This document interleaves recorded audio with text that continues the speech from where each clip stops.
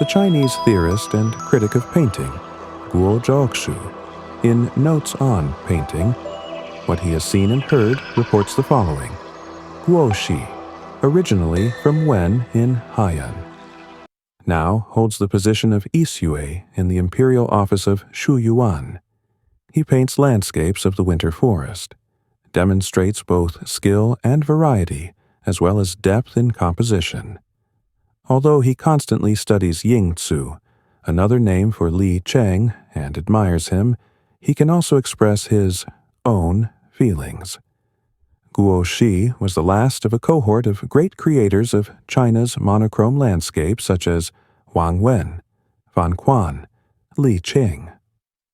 Little is known about Guo Xi's life. In all probability, he was born between 1020 and 1025 and died before 1100. He began his career as an official during the reign of Emperor Renzong. For his services, Guo Xi was director of the Imperial Department of Painting, Hanlin Academy, and a member of the Department of Calligraphy, having in it the rank of Daizhao. During the reign of Emperor Shenzong, Guo Xi became his personal painter. 12 scrolls and a treatise that made him famous as a philosopher and landscape theorist. On the high essence of forests and streams, compiled from the artist's statements on painting by his son, have survived. A few quotes from this treatise. A mountain up close has a certain shape. If viewed at a distance of a few li, the mountain has a different shape. If viewed at a distance of a few tenths of a li, again a different shape. Each distance brings a difference. That is why it is said that the shape of the mountain is different with every step.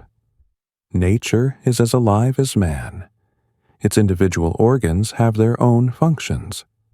Rocks are the bones of nature. They must be strong. Water is the blood of nature. It must be fluid. For mountains, waters are veins of blood. Grass, trees are their hair. For waters, mountains are the face. Waters that have received mountains are beautiful. One of Guo Xi's quotes about pine trees will bring us closer to understanding the picture we are considering. The tall pine tree is slender. It is the model for many trees. Therefore, when lianas, herbs, and trees are arranged in order, she is the leader among them, inspiring and holding in obedience her subordinates. Her outline is like that of a noble husband. Such a pine tree has the appearance of a sage who is not troubled by the violation of their prohibitions or saddened by shaming on their part. The scroll Stony Plain and Distant Horizon tells us about human vanity.